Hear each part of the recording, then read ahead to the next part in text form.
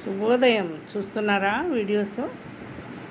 ఇది వచ్చేసి Gupteshwara Mahadev caves, కోక్రాలో Gupteshwara Mahadev caves లోపలికి వెళ్ళాలి. లోపల మెట్లన్నీ దిగి లోపలికి వెళ్తే అక్కడ ఈశ్వరుడి పైన నీళ్లు పడుతూ ఉంటాయి. పైన ఎక్కడా మనకు నీళ్లు కనిపించవు. చాలా లోపలికి వెళ్ళాలి. మెట్లంతా దిగి కిందికి వెళ్తే అక్కడ మంచు దారం నుంచి శివయ్య పైన నీళ్లు పడుతూ ఉంటాయి. చూడండి ఎంత లోపలికి వెళ్ళాలంటే చాలా లోపలికి వెళ్ళాలి. అక్కడంతా నీరు, మెట్లన్నీ తడిగా ఉంటాయి. ఒక్కొక్కరుగా దిగి వెళ్ళాలి. వచ్చేవారు వెళ్ళే వాళ్ళకు ఒకటే మార్గము. చాలా నిదానంగా వెళ్ళాలి. సొరంగం అన్నమాట అది, గుహలాగా. చూడండి అలా వెళ్తున్నారు సెల్లు లైట్ వేసుకొని లోపల దాకా. మెట్లన్నీ తడిగా ఉంటాయి. జారే ప్రమాదం ఉంది. చాలా నిదానంగా లోపలికి దిగాలి. సెల్ఫీలు తీసుకుంటున్నారు. మేము లోపలికి వెళ్ళడమే కష్టం.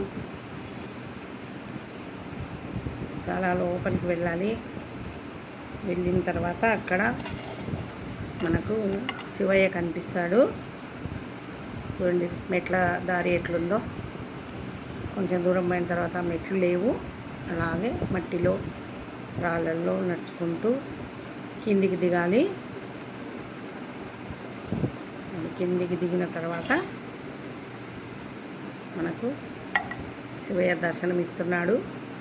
కొన్ని మంచులో నుంచి నీళ్లు పడుతున్నాయి శివయ్య పైన. అవన్నీ మంచు దారలు. శివయ్య పైన అభిషేకం జరుగుతుంది. 24 గంటలు 360 రోజులు అక్కడ అలాగే అభిషేకం జరుగుతూ ఉంటుంది. అక్కడి నుంచి కొంచెం లోపలికి వెళ్ళాక నీటి దారలు చూడండి. నీరు పైన ఎక్కడ మనకు నీళ్లు కనిపించవు. లోపల పోయిన తర్వాత నీళ్ళు చూడండి, వర్షంలాగా, ఒక కొలంలాగా అక్కడ దాకా వస్తున్నాయి. చూడండి నీళ్ళు చాలా విచిత్రం అనిపిస్తుంది. అందుకే ఈయన గుప్తేశ్వర మహాదేవ్. గుప్తంగా లోపల ఉన్నారు స్వామి, కనిపించకుండా. మనం కష్టపడి లోపలికి వెళ్తే మనకు స్వామి దర్శనమిస్తారు.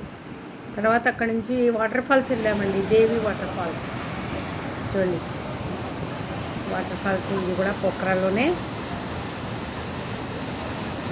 మహాదేవ్కి దగ్గరే. ఈ నీరే అక్కడ లోపల వస్తుందని నేను అనుకుంటున్నాను. చాలా చూడండి వాటర్ ఫాల్స్. కిందికి వెళ్ళకుండా మేము పైన నిలబడి చూసాము. దేవి వాటర్ ఫాల్స్ అంటారు. అందరు పైనుంచే చూస్తున్నారు. ఆ కింద కూడా కడ్డీలు కనిపిస్తున్నాయి. అక్కడ దాకా వెళ్ళలేము, ఎందుకంటే ఆ నీరు మనల్ని తోసేస్తుంది అక్కడికి వెళ్తే. ఉత్తమంగా వస్తుంది వాటరు. ఈ దేవి వాటర్ ఫాల్స్ నుంచి మేము వారాహి అమ్మవారి దగ్గరికి వెళ్ళాము. తర్వాత చూపిస్తాము.